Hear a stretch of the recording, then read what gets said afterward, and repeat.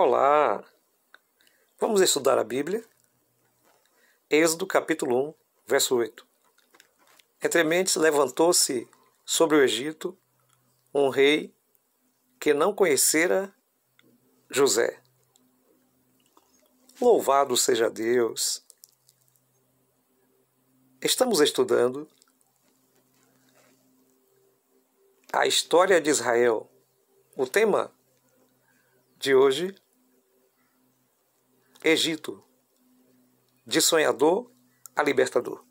Bem querido, bem querida, você pode deixar o seu like, inscreva-se no canal, por favor, inscreva-se no canal. A nossa meta é chegarmos a 1000, estamos em 853, nos ajude, por favor. Precisamos chegar a 1000. Compartilhe esse vídeo para que essa obra vá adiante. Nos ajude como quiser e como puder, por favor.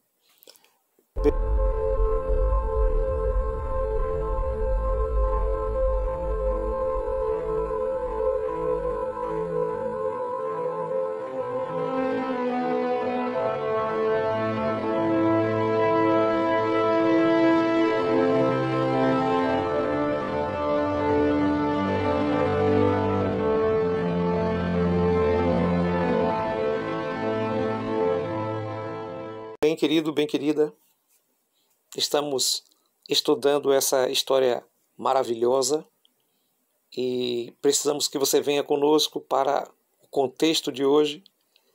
E o contexto de hoje é falando sobre a questão da entrada do povo de Israel no Egito até a sua saída. Isso se deu por intermédio de dois personagens muito importantes, José e Moisés. Nós estamos falando de algo que aconteceu mais ou menos ou aproximadamente entre o século 18º e o século 15º a.C.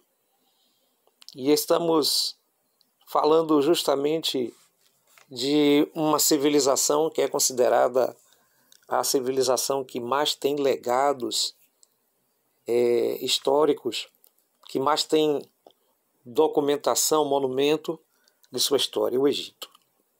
Imagina José na trama com seus irmãos por causa de inveja da situação em que Jacó colocara José.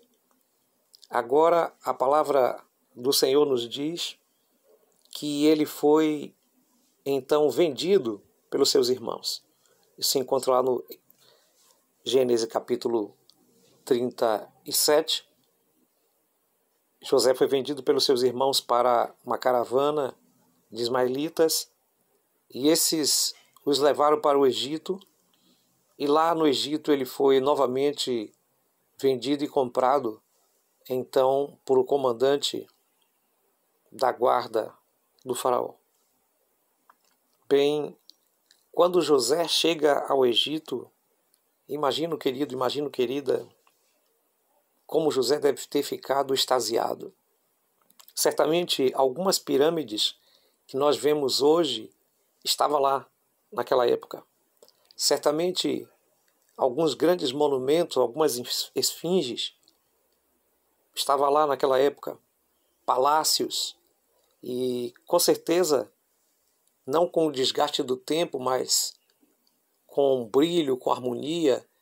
Certamente no cume de cada pirâmide refletia então a luz solar, e as pessoas vestidas de maneira diferente, elegante. Era algo que deveria ter extasiado José. José deveria ter ficado realmente muito vislumbrado com tudo aquilo que estava contemplando. Magoado, ferido pela maldade de seus irmãos, com saudade de seu pai, de sua família, maltratado, tido como escravo, ele chega ao Egito, a terra dos faraós, a terra de grande poder no aspecto arquitetônico e também no aspecto do poderio militar. Bem, o Egito, localizado justamente a parte norte-nordeste da África, ele passou a ser mais frequente para o lado asiático. E ali o Egito exercia grande poder sobre toda a parte oriental ali de Canaã e todas aquelas terras vizinhas. Era realmente a nação hegemônica. Podemos perceber que quando José chega ao poder, o Egito já passou pelo processo de unificação que aconteceu muitos anos antes com o faraó Menefres, que teve então a oportunidade de unificar o Baixo e o Alto Egito. A partir de então, o Egito tem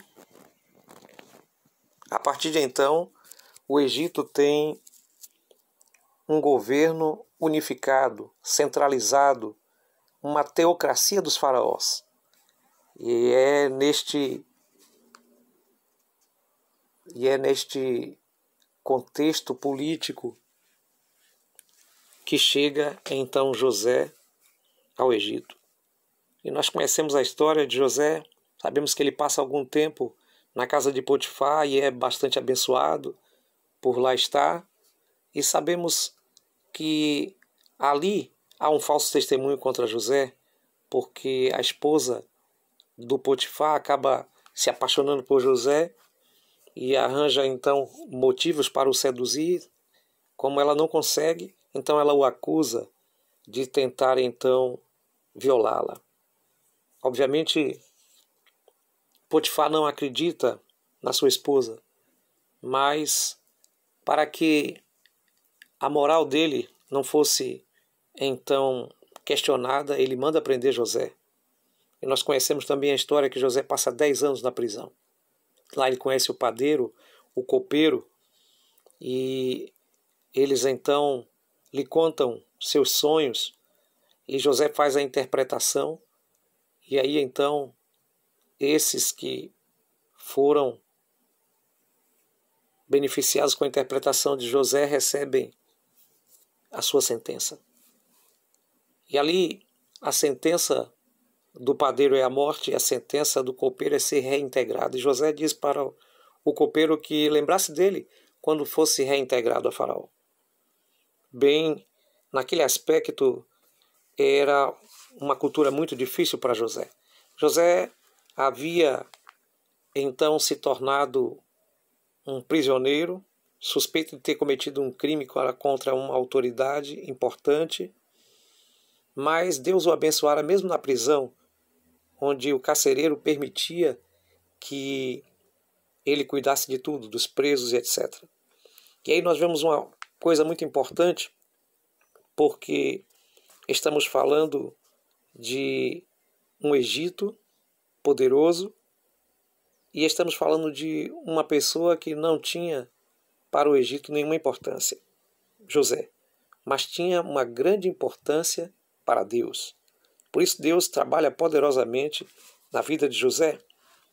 E ali, no meio daqueles homens que tinham por cultura politeísta e eram antroposomórficos, aquelas pessoas que adoravam deuses que ora pareciam homens, ora pareciam animais, ou parte homem, parte animais, por isso então antroposomórficos.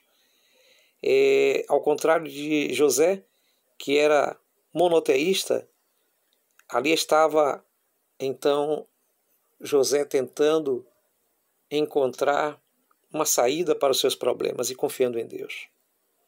Mas ele estava envolvido num meio de alta cultura, mas José também era um homem culto. Imagino que a capa que Jacó deu a José não foi à toa. José foi preparado para ser o príncipe do seu clã, e ele então naturalmente sabia lidar com a escrita cuneiforme, sabia então bem a matemática, e isso foi reforçado no Egito. Certamente José deve ter aprendido a cultura do Egito. O Egito apresentava hieróglifos, escritos bem complexos. O Egito apresentava uma engenharia muito interessante. Eram cálculos matemáticos perfeitos. O Egito trabalhava de forma muito especial. Além disso, podemos focalizar a questão da religião. Os egípcios, eles levavam muito a sério a questão da religião em termos de sacrifícios e valorizavam muito a vida após a morte. Existia até um livro chamado Livro dos Mortos, e as pessoas iam aos poucos preparando a sua vida, preparando a sua história para encontrar no grande juízo de Osíris. Podemos então notar que era uma cultura totalmente diferente, diversificada para José. No aspecto social, havia uma grande divisão. Faraó e sua família, no alto da pirâmide, ali então compunha aqueles que ocupavam cargos mais importantes. Abaixo deles, então, tínhamos o sumo sacerdote e a equipe sacerdotal. Aí vinham os militares e alguns nobres distantes.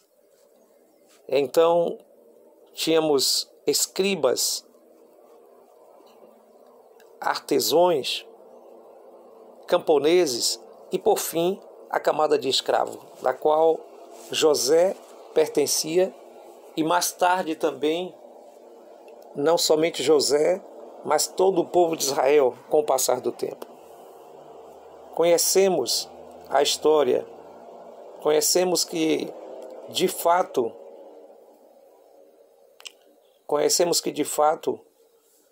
José se tornou então um homem muito importante depois de interpretar o sonho de Faraó e ocupou um cargo junto a Faraó como se fosse o primeiro-ministro. Mas depois de algum tempo, seus irmãos, pela necessidade que o mundo então passava, vieram comprar no Egito. E ali então José, aos poucos, se revelara a seus irmãos, que ficaram com medo daquela situação. E então a fome aumenta, e então José manda trazer o seu pai, seu irmão, mais 70 pessoas da sua família, o seu clã completo, vem morar no Egito. A princípio isso parece ser boa coisa, mas com o passar do tempo, eles vão crescendo, se multiplicando, e as gerações vão passando. Morre Jacó, morre todos os seus irmãos, morre José, e todos aqueles que ficaram no Egito mais tarde vão se tornar escravos. A economia do Egito era agropecuária, comércio e a construção civil. E os escravos era realmente a mão de obra mais importante e ninguém poderia abrir mão dessa realidade. Entre os anos que se segue, ali passou pelas cadeiras de Faraó, pelos tronos dos faraós, muitos nomes importantes, como podemos citar Seti, Amosef, Tutemofis, Hatshepsut, uma série de grandes faraós iam subindo e descendo do trono, e um desses faraós não conhecera José. E isso fez com que o cativeiro se tornasse mais forte sobre o povo de Israel. Podemos perceber aí que a situação ficou bastante amarga para eles, de tal forma que o povo de Israel passava por grandes sofrimentos. Foi então que, em meio a grandes dificuldades, Deus levantou um homem muito especial, em meio a um decreto de morte que deveria então acabar com todas as crianças do sexo masculino do povo de Israel. Ali se apresenta uma mãe diferente, Joquebede, e uma irmã chamada Miriam, que salva o bebê. colocando num cesto de junco às margens do rio Nilo. O Egito é, de fato, uma terra em que o politeísmo havia, então, se diversificado e cada deus tinha uma função muito específica. Havia deuses para a noite, deuses para o dia, havia, então, deuses para as águas, deuses para o sol, havia, então, deuses para a plantação e para a colheita. Havia toda série de deuses, inclusive o próprio rio Nilo era considerado uma divindade. E aquele menino é encontrado então pela princesa, que se pensa ser até Hatshepsut, e ela então pega aquele menino e a tem como filho. Certamente ela deveria ter algum problema no aspecto da fertilidade e achou que aquele menino no cesto era um presente dos deuses. A sua família não questiona e adota a criança. E aquela criança, naturalmente, poderia ter sido chamado de Ramose ou Amose, alguma coisa que houvesse ligação com uma divindade egípcia. E ele é criado com todo o conhecimento, é criado com toda a cultura egípcia. E, ao mesmo tempo, ele recebe a influência de sua ama, que é a sua própria mãe Joquebede. E aquele menino cresce, se desenvolve e vai se tornar mais tarde um príncipe. E esse príncipe ele descobre que a sua origem verdadeira é dos hebreus, é dos escravos. E ele tenta então fazer alguma coisa para amenizar o sofrimento dos escravos. Mas acaba, por conseguinte, trazendo a morte a um soldado egípcio, e isso provoca a sua fuga. E ele é obrigado então a fugir do Egito sem, de forma alguma, receber nenhum tipo de honraria. Ele perde o direito de ser o filho de Faraó. Mais tarde, Deus se revela para esse homem. E ele volta como libertador. E aí então conhecemos a história. Deus atua poderosamente por meio de Moisés. E por meio de 10 pragas, cuja última foi a morte de todos os primogênitos, inclusive o primogênito de Faraó, Deus liberta o povo de Israel do Egito. E eles despojam o Egito, levando então ouro, prata e o que podem levar. O Egito arrasado, conforme também é descrito no papiro de Ipu, fica para trás. E agora vai o povo de Israel caminhando no deserto. Faraó e seu exército se arrepende e vai atrás. Deus opera um grande milagre, separando o povo de Deus de Faraó por meio de uma coluna de fogo e de uma nuvem. Ao chegar defronte do Mar Vermelho, Moisés pergunta a Deus: e agora o que fazer? E Deus diz: você tem um cajado na mão, levante o cajado e marche. E Moisés e todo o povo marcham em direção ao mar, e o mar se abre, formando 2 paredes, e o meio fica seco. E eles passam entre as 2 paredes do mar e atravessam o Mar Vermelho. O que, intentando o Faraó, é sufocado pelas águas, ele e todo o seu exército. Ali então cumpria-se a libertação do povo de Israel. O povo de Israel agora estava saindo do Egito, estava saindo da escravidão de uma potência hegemônica milenar por meio do poder do próprio Deus. Que fantástico! Deus operou poderosamente por meio do povo de Israel, pelas mãos de Moisés, e concede a libertação ao povo de Israel. E eles saem do Egito vitoriosos, como vencedores de batalha. Bem, essa é a história do povo de Israel. Esse é o momento mais triunfante da história do Êxodo, a saída do povo do Egito, quando eles então conseguem vencer e atravessar o Mar Vermelho. O resto fica para trás. Bem, se você gostou, deixe seu like, compartilhe, inscreva-se no canal, estamos rumo a 1000 inscritos. Por favor, continuamos então a história de Israel no nosso próximo episódio. Forte abraço, que Deus te abençoe ricamente.